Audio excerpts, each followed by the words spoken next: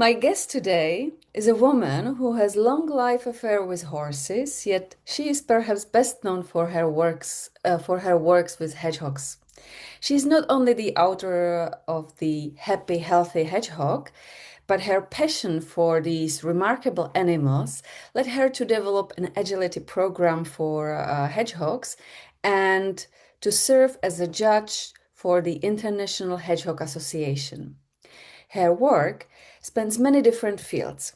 She teaches contemporary world culture and green living, animal communication, Reiki healing for both animals and their human companions, shamanic practices, as well as drum making.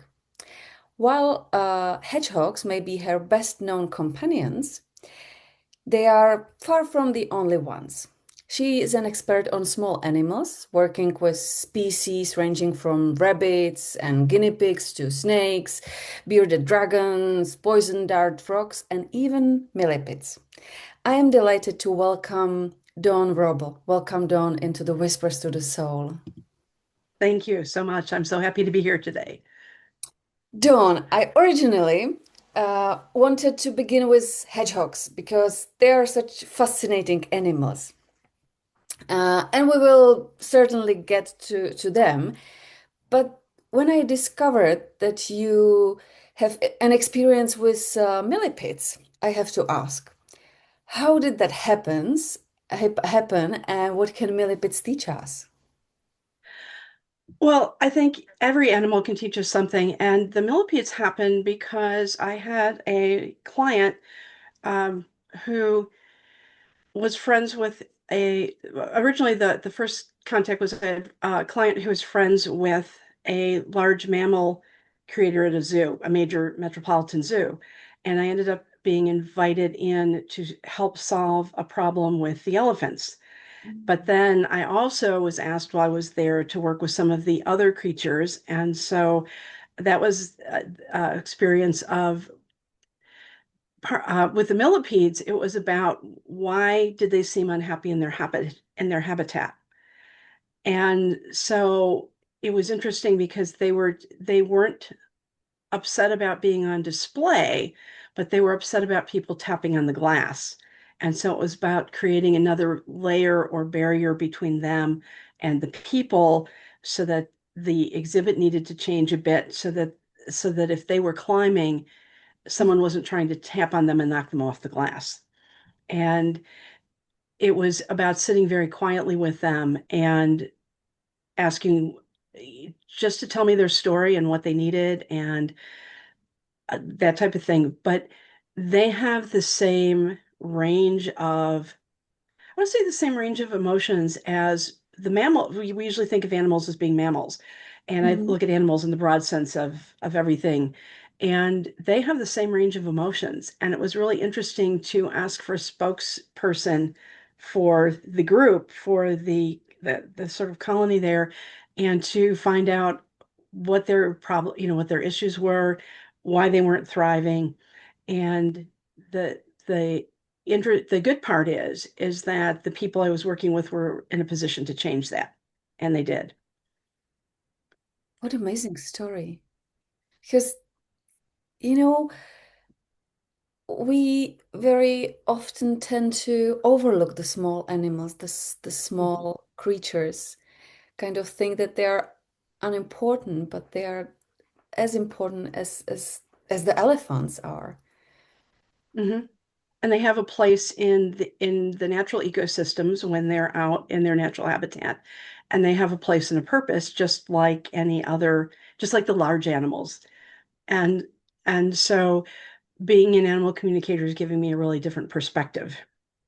Yeah, yeah. Uh, Now let's talk about the hedgehogs as I said in the beginning, because they're also very interesting and fascinating animals. Um, what they learned, they taught you. Well, they I learned a lot from hedgehogs, but they were a really good companion for me because I'm a bit of a night owl. And in one of my careers along the way, I was a computer programmer and analyst. And I needed something that wasn't so rigid, or that Mm-hmm. got me out of that rigid, but I also tended to be a night owl up working on projects. So I was up when they were up. And I started with hedgehogs because I read an article about them, just became fascinated, did months and months of research, and ended up getting my first one from the person who'd written the article. And I just got hooked. And so this actually right now, I lost my senior hedgehog recently, and it's the first time in about 35 years that I have not had hedgehogs as companions. So Oh. it's been a long time, but they were just interesting. Some of them purr when they're happy. The Oh. males vocalize like birds when they're courting a female. I mean, there's just I just got fascinated, and I learned early on that people were not giving them adequate space. And so that was the kind of the driving force behind the I called it the International Hedgehog Olympic Jamboree, but the agility program, because we spoofed the Olympics in our events. But two of my friends and I literally raided toy store sections and the pet store and spent a weekend playing with all of our hedgehogs, trying to come up with things that would kind of be a spoof on the Olympics, but where we could do an agility program to encourage people to be more active with their hedgehogs, and to give them more space and more behavior enrichment and that type of thing. So it was just a really fun ride. And about that time was also when I really began to train and practice animal communication.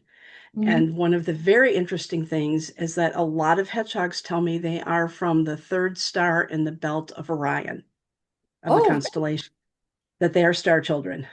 wow.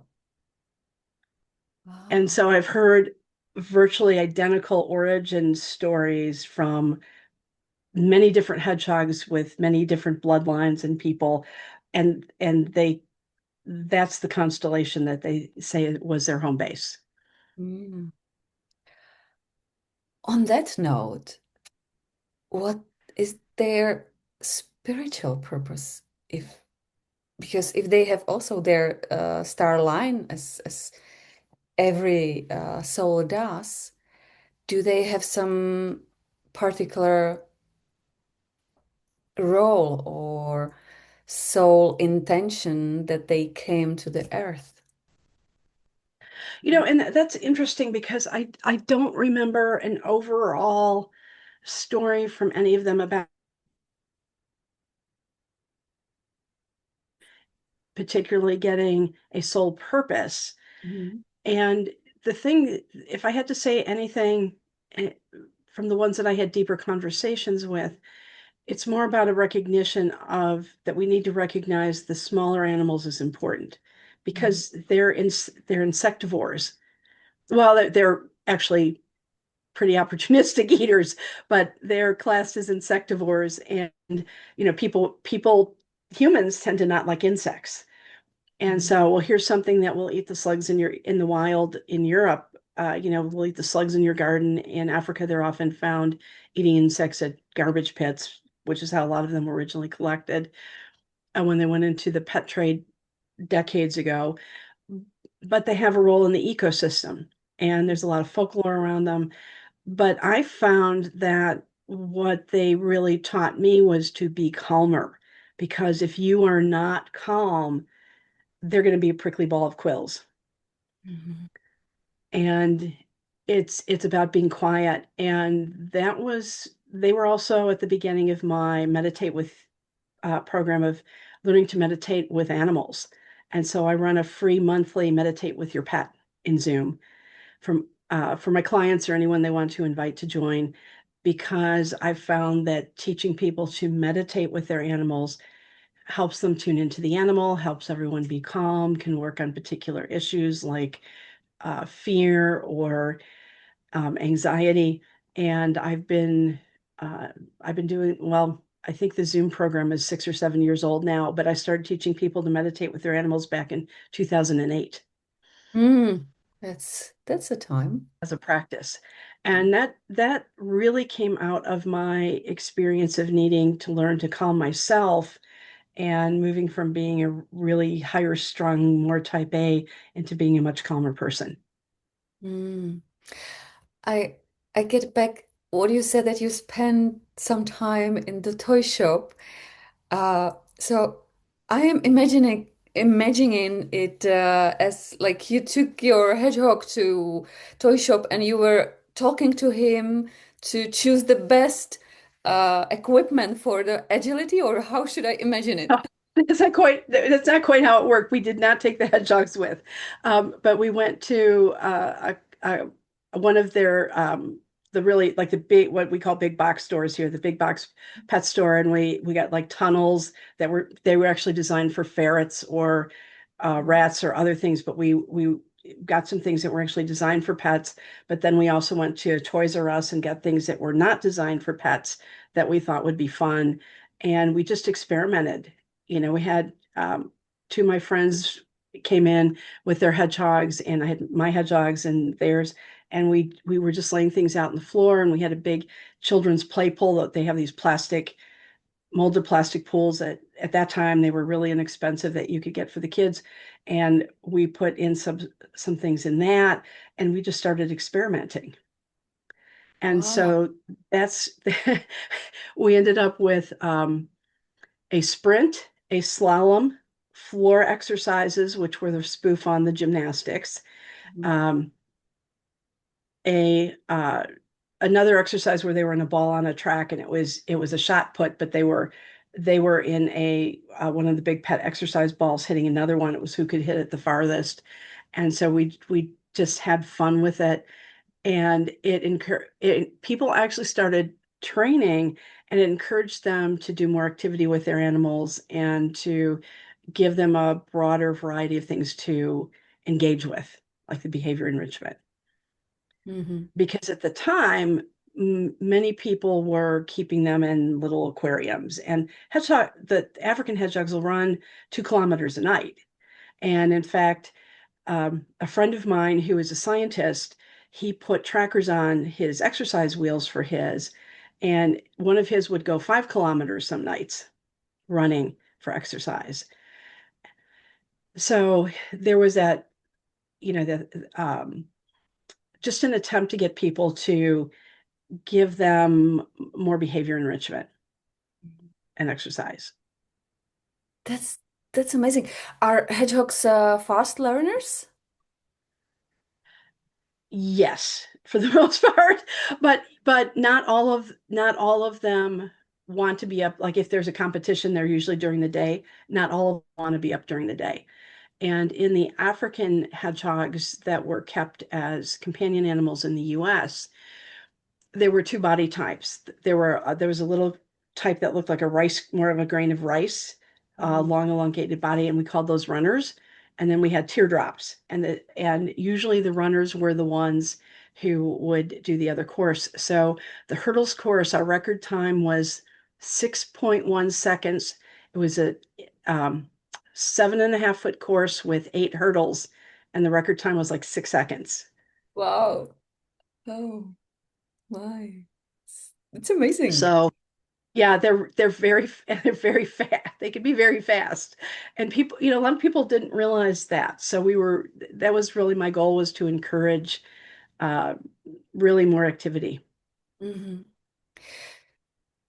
If someone wants to have hedgehog, I think they should be the Oz, right? Because Mm. otherwise, I very often hear like people they have the hedgehog and they say, well, we are sleeping, and they start being active, and it's kind of annoying. It's like, why then you have the hedgehog? Have them. So, Yeah, so, so, exactly. just to think through before we have the hedgehog as a pet, what would you recommend for someone if they think about kind of having hedgehog at home? Well, one of the first things I ask about is maybe their lifestyle and what time they're up, because hedgehogs are primarily nocturnal. Mhm. And they're going to be up and most active at night. Some of them are comfortable getting up during the day, others are not. I also want to make sure there's no small children. That's usually not a good mix. And I just want to be, want them to know that they're still going to have the same vet bills, sometimes higher than they would for a dog or cat, if something happens, because they're considered an exotic pet. Mm-hmm. And that, but a lot of it is really making sure that they're okay with the activity at night, because if they live in a small apartment, although they might have room, that nighttime activity is likely to keep them awake. Yeah. Oh, we are talking about small animals, and you are an expert on small animals. And in fairy tales, it is often the smallest creatures who became the greatest heroes. Do you think that we sometimes underestimate the wisdom of and importance of the smallest animals around us? I think we do that all the time. And I think many of the small animals have a lot to teach us. And I'm still learning. Every time I work with another animal, I learn more. And while most of the animals in my practice, my client animals are dogs, cats, and horses, I really enjoy working with the animals that are not the bearded dragons and beyond the hedgehogs, the chinchillas and ferrets. And I had 2 sugar gliders come to see me last weekend, and just the difference in personalities and what I learned, I just really enjoy that. Mm-hmm. What is the greatest lesson you got from animals? Well, I learned last year, I had a really interesting lesson from a bearded dragon. And this bearded dragon had presented as male, and the person whose companion it was thought it was male. It had presented as male to me. It spoke with I'm primarily clairaudient, so I hear voices from most animals. It presented as male, and all of a sudden it started having health issues. She went to the vet, and the vet said, "Oh, this is a female."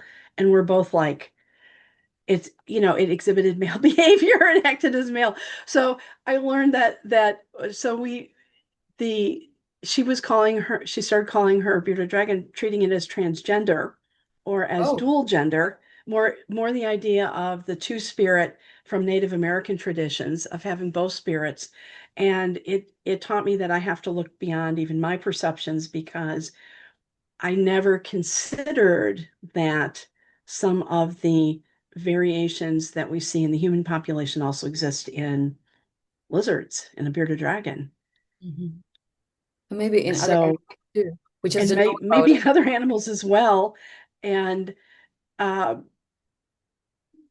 I had one, I can remember one little male hedgehog I had that if he had been a human, I would have said he was gay, that he was homosexual. I mean, that's just his whole personality. And so I got to thinking about that with the bearded dragon case, and thinking I haven't looked at animals as broadly as I look at humans. Mhm. Uh, you also teach shamanic animal communication. How does it differ from what most people think of animal communication is? Because learning animal communication also introduced me to shamanic practices, which felt like I was coming home. Mm-hmm. It just felt really comfortable for me. The shamanic animal communication looks at things from a different perspective or depth. So, for example, if I'm working with a rescue and we're trying to find out why he or she is behaving a certain way, what in the history. Sometimes they're not able to verbalize that because of trauma. So one thing that a shamanic journey allows me to do is to go to the soul piece of that animal, perhaps with one of my animal companions as a go-between, and to ask for a family story or the animal's story. And you get a story that is not the physical story of the animal, but the spiritual story of the animal, which then gives you insight into how to assist that animal Mhm. in its situation. And I'm not a fan of I'm not a fan of telling animals they have to do something, but I'm a fan of negotiating change and the then getting a story. And a good example is one of our dogs, and she called herself, well, we ended up she called herself the Gypsy Queen. And Mhm. so we were trying to figure out why we could not housebreak her, or why, especially if she was upset with something, then it would mostly directed at me, she would go in the house. Well, she wove another communicator that was a friend of mine did her story because I was too close to it. And she Mhm. wove this whole story about how her ancestors had been court dogs.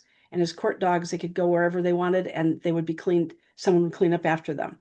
And then when they lost their place in the court because of a coup, they took up with the gypsies. And because the gypsies moved every day or two, they could still go wherever they wanted.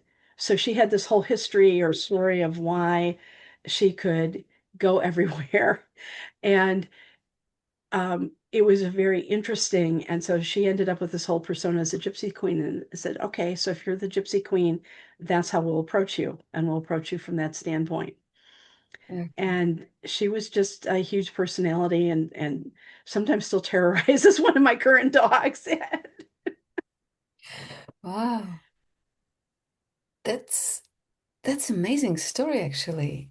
So, do I understand right that you can do with animals the same kind of journey, shamanic journey, like Sandra Ingerman teaches with Yes, people? yes, So you, yes. And I've done some coursework with Sandra.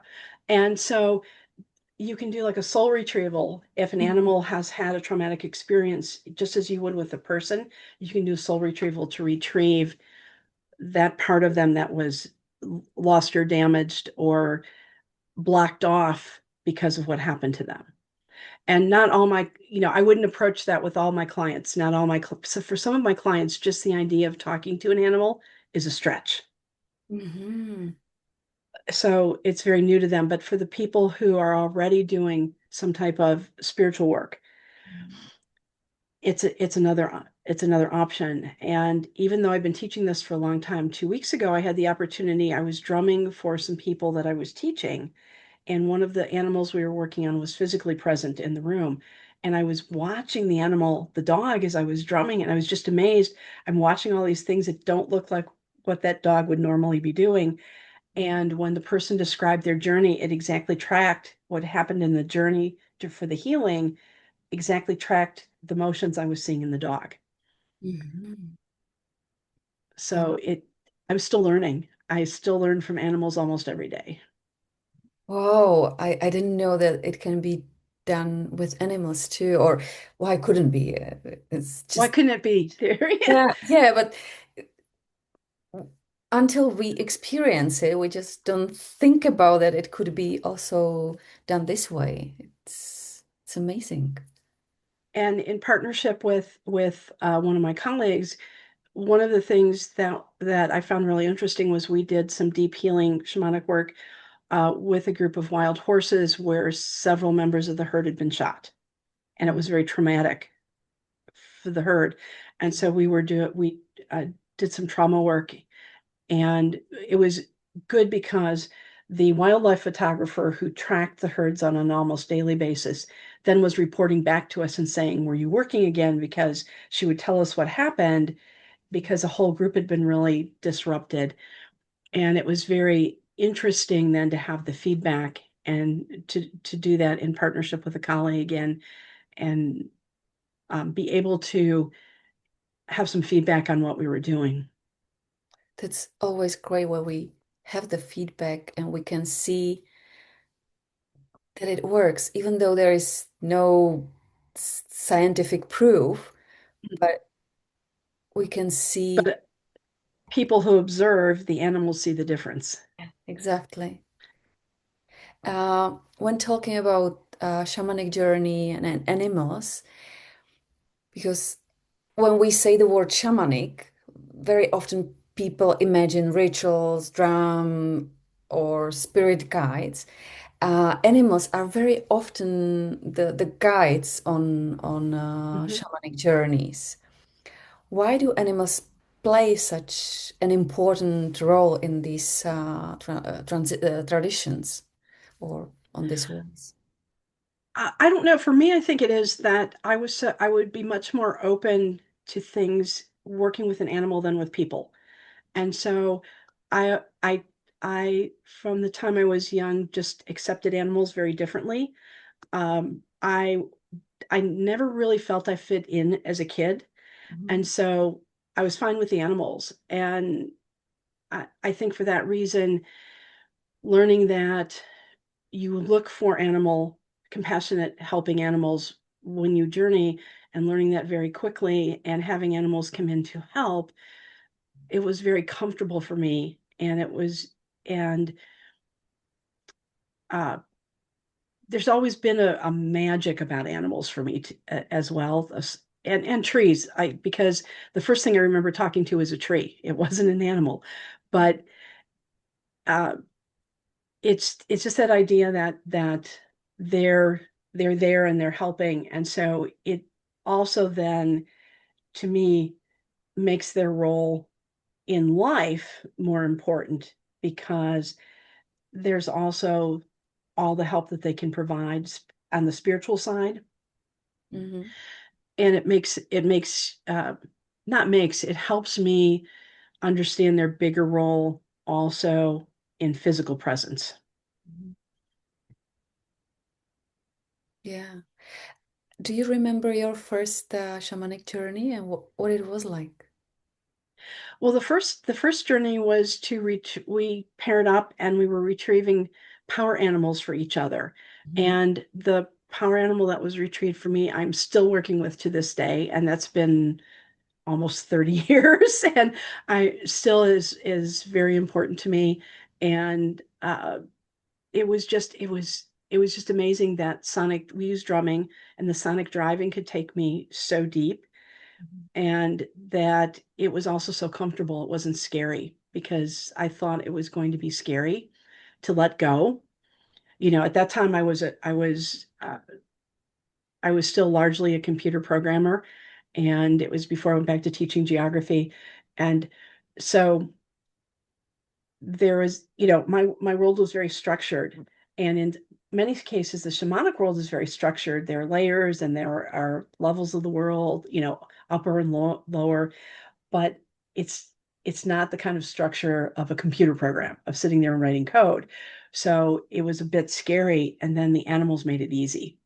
Mhm. So because the first journey was to find a power animal for the person we were working with, and then they found one for us. It was just very easy because it was animals. Mhm. When you speak about power animal, is there a difference between uh, power animal, there are like three spiritual animal, and the third is uh, I don't remember now the third one, but there are kind of different totem There are animal. different totems, so there are different terms depending on the culture, I think. And having been a cultural geographer and taught culture, I think it depends on the culture. And so the other thing, in because I live in the US, in many Native American traditions, there were family totems. And Mhm. so in my family, for the people who are open to it, everyone I have journeyed for, it turns out that we have a clan animal that comes from my maternal line. And Mhm. so not everyone in my family is open to it, but those who are, uh, each of us has one of those animals. And when I journey to ask why, well, that's your clan. Mhm. You are that clan. Mhm. Um, so there's that. And when I when I retrieve a power animal for a human client, as opposed to an animal, when I'm talking about a human client, they want to know what their animal is. Well, a lot of people want the big four. They want bear, eagle, wolf, or bison. And They want the big four, but what I often find out when I retrieve it and they go, oh, I've collected figures of that animal for years, or oh, I've had this experience with that kind of animal. And it's like, oh, I said, well, that's why, because you were intuitively collecting things that represented the animal that was there to work with you. Mm-hmm. But what I found is that some animals are with us always, like in terms of the animals, the on the shamanic side, the animals that work with you, some of them are always there. Some come in for particular purposes. Mm-hmm. So they might come to work with you for 6 months of your life because you're going through a particular issue, and that animal's strength is in working with that particular issue. And can we also probably, when you mentioned the particular issue that we at some point of our life deal with, can we call some animal to help us? Yes, you can. You can also do that. And if I can give an example from an animal standpoint, I was working with a cat that was having problems living within the community in his home. Mm-hmm. And so I had, prior to that, because uh, the his person was also did shamanic work, but Mm-hmm. didn't do it with animals. And so was really open to it. Prior to that, I had retrieved animals for different purposes for other cats in the home. So I went and I asked for an animal that was good at working at helping animals live in community and find their place in the community. And I got a wood rat. And the cat was really upset about this. And I said, but you're having trouble living within community, and they live within communities that jointly work for the benefit of the community. And so for me, it made sense. For the cat, he was like, I don't want to work with a big rat that's almost as big as me.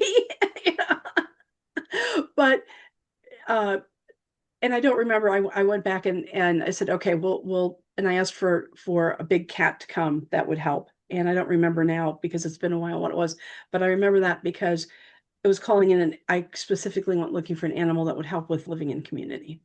Mm-hmm. Mm-hmm. And when you read about them, they do. Yeah, it's amazing that on this kind of these on these stories we can see that the animals they have their character, they opinions, they know what they Hmm. want, they know what they don't want, it's funny. And very often we forget about that. We kind of think, oh, it's animal, we have it here and it will follow what we want, and don't kind of think about that they have their own desires and They their do. own purpose. Hmm. We were talking about shamanic journey, which includes very often you were talking about that the drums, Hmm. which are usually essential part of the shamanic practice and journeying. And your life is closely connected with both shamanic work and the drumming. You are not only playing the drums, but you also make them. Is it I do. is it just simply craft, just making the drum, or is it something more? For me, it's something more. For many, it can be craft. So when I teach, some people come and it's a craft. Hmm. And especially if I'm teaching a youth class, it's for them to come do like a Native American style craft. And but for many adults, it's a very spiritual experience. And it's a chance to work with the trees that provided the frame and the animal that provided the hide, and to give the animal a chance to sing again. And so for many people, it's really spiritual. And if they want that kind of practice, then I can, then I help them through that. Because for me, as I'm working, I generally am careful about what music I put on while I'm working, and I will often get a sense of the purpose for that drum or a name for the drum as I'm tying it. I'll learn about the animal. I'm very careful about my source for the hides. Most of the animals were taken for food. They weren't taken for trophy. They were taken for food. And this is using then the rest of the animal. The horses are from natural deaths and they were properly honored. I have a Native American source for that, for those. But I had one person who literally cried through the entire process this past month, because for her it was so intense, and um, so many of the animals she'd worked with came forward as she was doing it. But for me, it's just giving the animal a chance to sing again, and I call it finding your rhythmic partner for my students, because it's really about creating your rhythmic partner in partnership with that tree and the animal. Actually, it's beautiful because what I hear and what I see in what you said in the process is kind of like there is end of one and beginning the birth of something It's the new. birth of another. Yeah, so it's again, it's the natural cycle that we live in, and the ancestors they did know it. They knew when the tree falls down or is put down, cut down. They made something new. It was new use, and the same with animal. When the animals for food put down, they used every single part of that animal. So it's beautiful, this process. When you talk about it, do do the drums? You said you give a name to the drum. Uh, Sometimes, yes. And do they have personalities? they Or do have personalities, and sometimes they're very particular about what goes on a drum. Mhm. And I had someone pick out a drum that I had made and wanted a particular painting on it. It was a gift it was going to be an engagement gift. Mhm. Um, and they were Native American. And so he was very particular about what he wanted on there. And I kept trying to transfer the outline to the drum. I don't transfer the detail, but I'll just transfer the outline of what we agreed to. And no matter what I did, it wouldn't go on the drum. And so I journeyed with it, and it's like you have to flip it over. So I had the raven facing one direction. I had to change it to face the other, and then everything went very smoothly. But for Mhm. some reason, the drum itself did not like the orientation. No, I could use a brand new piece of carbon paper. I tried chalking the back of the design, nothing worked. And I'm like, okay, what's going on with this? And so I did a journey, because I'm me. And I'm like, what? And it's like, it's the orientation. And then I shifted it and everything was good. And the Mhm. person didn't even remember, because he'd pretty much given me the components of what he wanted and and he didn't remember that he'd asked for it facing the other way. So it was fine. Mhm. Does the drum chooses us, or do we choose the drum, or is it both way? How does that work? I I think it's both.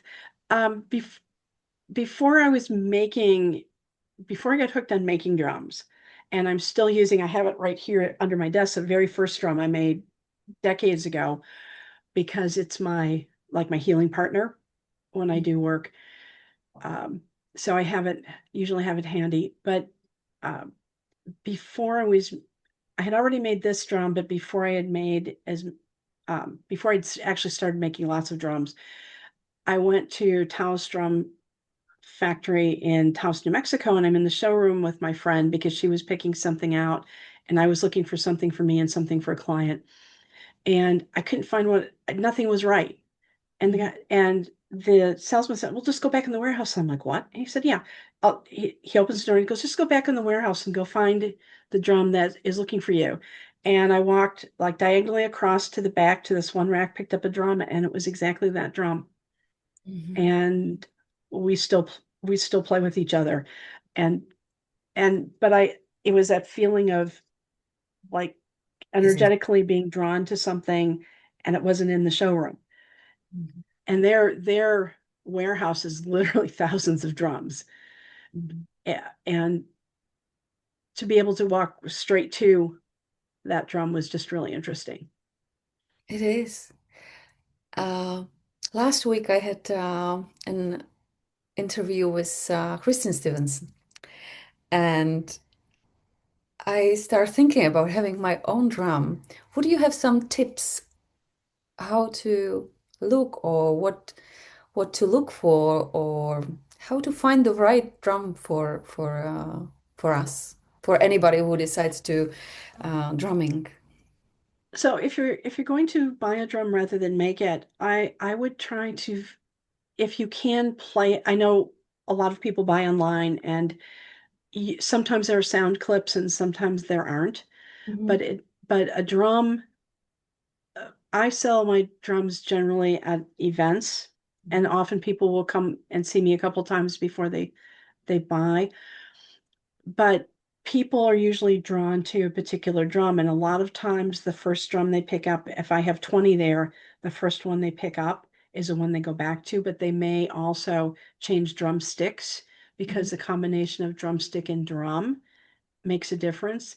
And if you have the opportunity to play it, try playing it and see how it resonates with you, or have someone play it over your heart.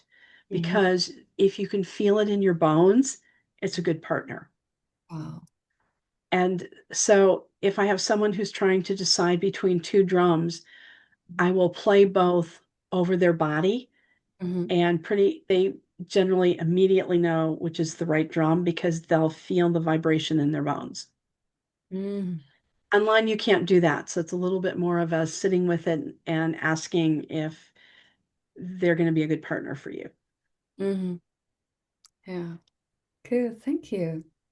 From drums is very short step to another, let's say, activity you do, and that is smudging and smoke medicine. Uh, Many cultures around the world have worked with smoke for centuries as form of prayer, healing, connection. And yet, in these days, it seems that somehow in the Western world, we underestimate the power of this medicine. Could you explore more on this area, on the smudging and smoke medicine? Because I used to teach that as a non-credit class, as a non-credit offering at a local college, Mhm. m- part of like my handout that goes with my program is very academic. Mhm. And if you look at the materials used for smoke medicine or for smudging for clearing space, many of them have now been found to have antifungal, antibacterial,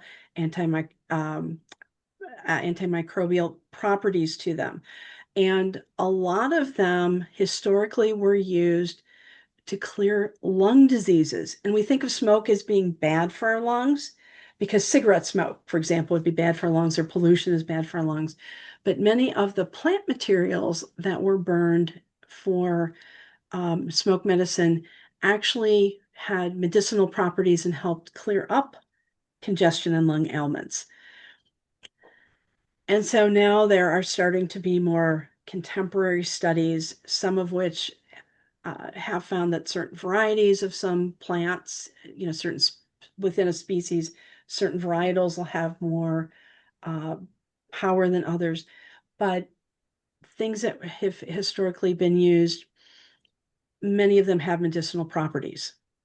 Mhm. And people just got away from it because it was considered witch doctoring or that type of thing. But plant medicine is what kept humans healthy for centuries. Mhm. It's what we had before we had synthetic medications. I mean, aspirin came from tree bark. Mhm. So, and a lot of our modern medicines are coming from places like the rainforest Mhm. and practices that those people had. So I think I, smoke has been used to clear historically, and modern science is telling us that there are medicinal properties to it. So it actually served a purpose. And I just think it's overlooked. And then here, the people that they're kind of loosely called New Age, they co-opted white sage in particular And so there's been a lot of theft of white sage, and it's not always harvested properly. So it's threatened some of the plants. And I know I was on the board for many years for a local Native American organization, and their garden, one of the years when I said we had a harvest party, we went out to harvest in the night before someone had cut down all the plants and taken them. Mm. And so there's that maybe cultural appropriation might be the academic term, but cultural appropriation where everyone wants the white sage. But if you look at Southern Europe, rosemary was used. And that was used to clear people, and people would hit themselves with rosemary before going in for prayer, and that to clear themselves. And it's used in cleanses. It's used on the street for processionals in some places to you walk, where a processional for a holy day, everyone will be walking on the rosemary in the street, releasing that. So it's not just white sage. It's frankincense and Palo Santo and cedar and lots of other plants. Actually, Feverfew, lemon balm, which I have in my garden. So we should look firstly locally and secondly for some sustainable sources to know where we are buying from. And the best would be to plant it by ourselves and then make the sticks by ourselves and use our own production, right? Right. I heard somewhere, I don't remember where, that sage, when we are talking about smoke, uh, that sage should be used for kind of keeping the energy that it's already in the space, and that for cleaning, when you really want to clean the space, we should rather use the cedar. What is your experience? Um, I have used sage both for clearing and for maintaining. But I like cedar for the clearing, and I often use a mix of the two when I'm doing clearing because yes, the sage can help with maintaining what's already there, but I really love the cedar for clearing. And if we think about it, cedar blocks are used to keep moths away from their clothes. Cedar is used for a chest that you would store woolens in and things because it has that property of keeping detrimental insects away. Cedar is used here for, well, my husband makes cedar birdhouses. So and that. So cedar has nice properties, and I like the two mixed. So often I'm using loose sage and loose cedar mixed together. And I have been able to collect cedar we have property further north where there's still some cedar trees. A lot of cedar in this area is threatened by disease, but we still have cedar on the family property up north. So I'm able to collect my own for that. And that makes it I really like it when I can collect my own materials or grow my own materials. I have not had luck with sage, but I do grow other things.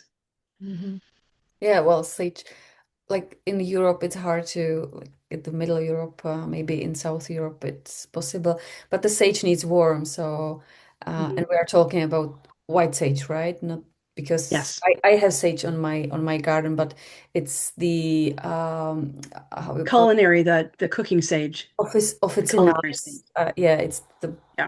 basic one. So, and it's different from the white sage. So, Mhm. uh, so.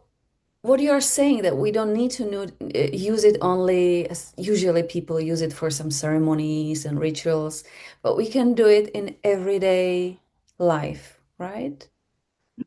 For the medicinal and For the clearing. medicinal properties. Yeah.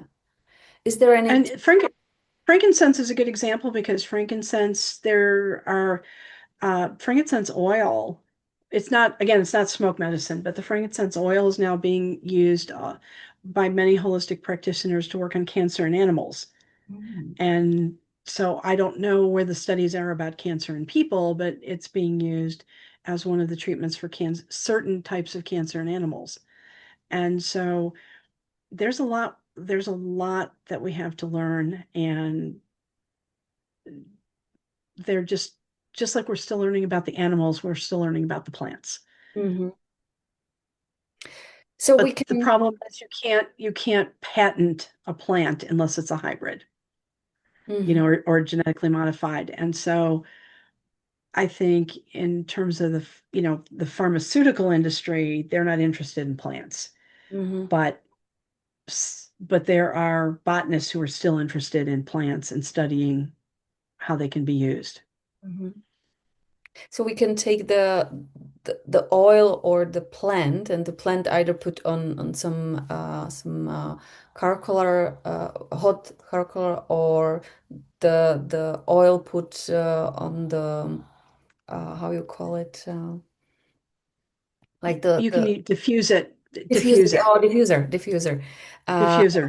just have it at home and breathe it with our animal. So we are helping the animal and to us as well. So it's both. It's great for both for animals and for us human. It is. And with animals, I tend to use flower essences more than oils because I found, well, one of my veterinarians really suggested that about 20 years ago because people overdo oils. And I had that experience, like a client who would put like 12 oils on their dog, and dogs can smell so much more, their sense of smell is so much more sensitive. They were overwhelming the dog and I couldn't get away from it. So I've gone to using flower essences more often with my clients because you can't overdo those like you can overdo an herbal or an oil. And oils are dangerous. Many oils are dangerous for cats and birds. Mhm. So you have to take care in what you use. And I always have the current copy of the veterinary reference for essential oils. If people are talking about something, then I will look it up and uh, see what my reference says about it. I'm very careful about. I'm not saying that they don't have a place and they're not good, but from a standpoint of teaching people, they tend to overdo oils Yeah. because I if would they say can't smell it, they think the animal can't. I have very similar experience with one dog I was treated, and she came to me, and I was getting sick from the lavender that the client put on her Mhm. dog, and we could and she couldn't get off get rid of the oil because it was already on the dog. So I usually recommend using oils just in the diffuser, just diffusing in the space so it can be breathe and not. Breathed, and that they can move away from it if it's too Yeah, strong. exactly. Mhm. Exactly. And we are coming to healing of the dogs because we were talking about animals, nature, spirit. Where does Reiki, because you are doing Reiki as well, fit into all these practices you do? Well, it's one of the things in my toolbox, and I learned it. I started learning it about the same time as I learned animal communication because my mentor Carol Schultz taught both, Mhm. and she taught um, the animal Reiki that she taught was similar to what I now do, but not exactly because we were using a book by Kathleen Prasad from the Shelter Animal Reiki Association.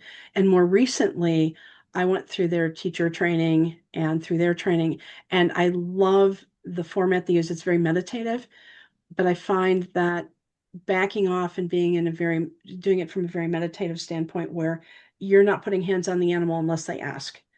Mhm. Because Reiki is often too strong. And I found that with my own animals, they didn't want it because I zapped them because I'm trying so hard to help them that it would be too strong. So I learned to tone things down or to set up a ball of energy for them to walk through or sleep in if they were comfortable doing that. Or maybe a cloud where they could pull from it as they wanted. And so Sarah teaches, Shelter Animal Reiki Association teaches a very meditative form where you put yourself in a meditative state and you offer it. you just offer it freely, and the animal can decide whether they want it or not and how much. And if they want hands-on, generally they'll approach you and they'll do something to indicate where they want your hands to be on their body, but you let the animals lead. And that's their like trademark line, is let the animals lead. Rather than forcing it on them, you offer and let them choose. And I found that it really works.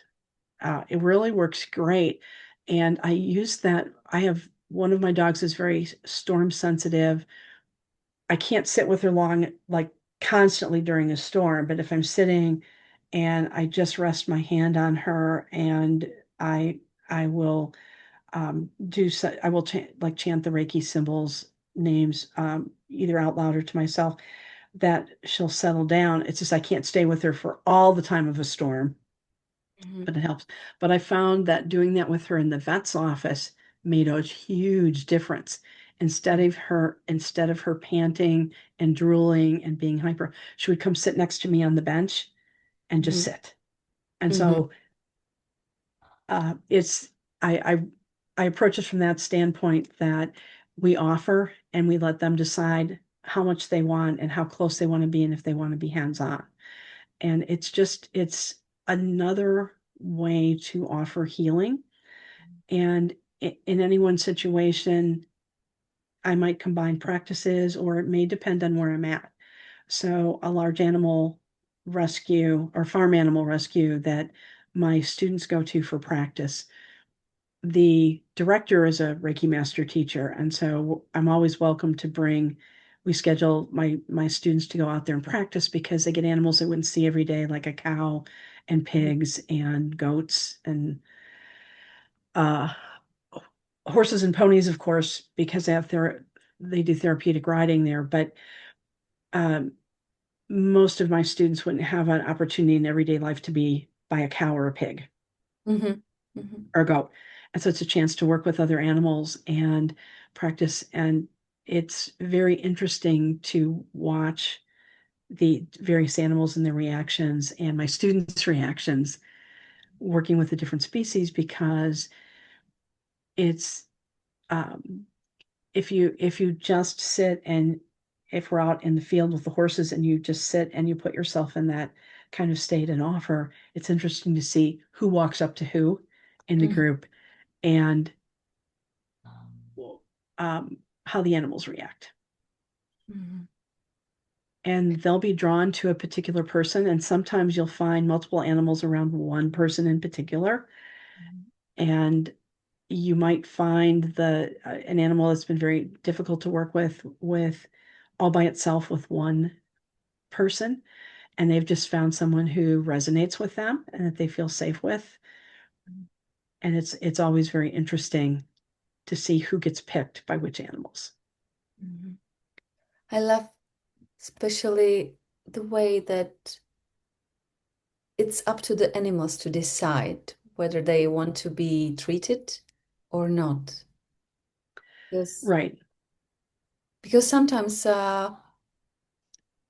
my practice, I realize that sometimes the animals, they don't care much about the disease that as we as a people, that we want to treat them and to deal with the disease and to get rid of the disease. And the animals doesn't care. I was like, yeah, it's there, but not a big deal. It's not a big deal to the animal, or what's really bothering them is something else. Yeah. And it might be that they need more emotional or spiritual healing rather than the physical healing. And the Reiki goes where it's needed, is my belief.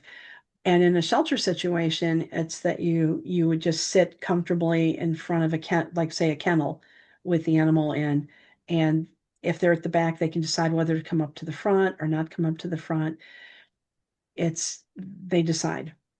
And it's up to them. And that's yeah.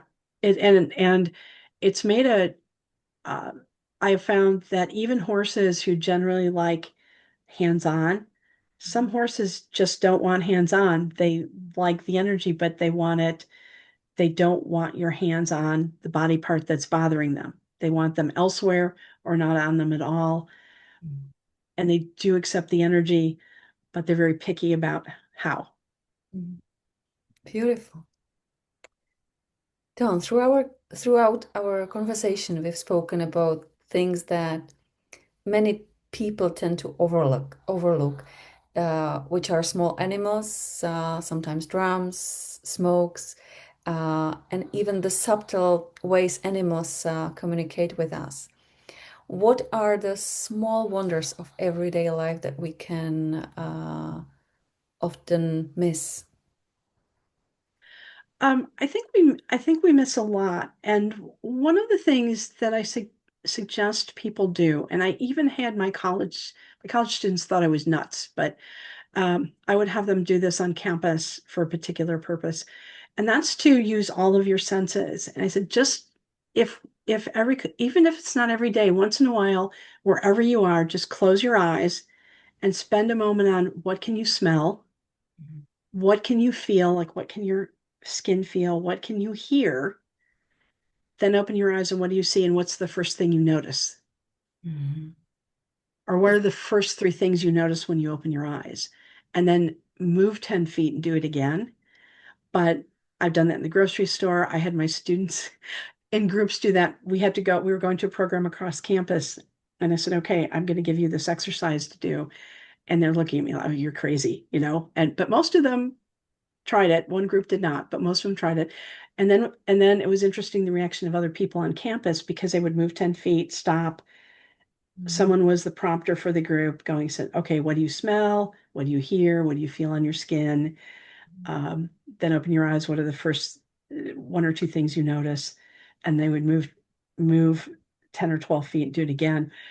And they had people stopping. Are you doing a protest? Are you doing a march? What are you doing? What's going on? Can we join you? It was kind of interesting that that energy of what they were doing collected people as they went to the program at the other side of the quad. And I was fascinated by how putting yourself in that little bit of just that tiny bit of getting yourself out of your rush Mhm. can change your energy and attract things to you. Mhm. Actually, that's beautiful exercise that anybody can do uh, to our end of conversation, because my last question was to ask you if you could encourage people to pay attention to small things that might would deepen their connection with nature, both around them and within them. uh, what would it be? And in fact, you answer, or do you have anything No, else? actually, that's one of my favorite exercises, and I will I will often do that on my own property, and the plants smell different at different times of the year. Mhm. The earth smells different. Like after rain, there's that wet earth smell, and so there's differences in smell. If something's flowering, you might pick that up. If someone's burning, you might get the smoke smell. So there's no matter where you are, it's just a way, be where you are and pay attention.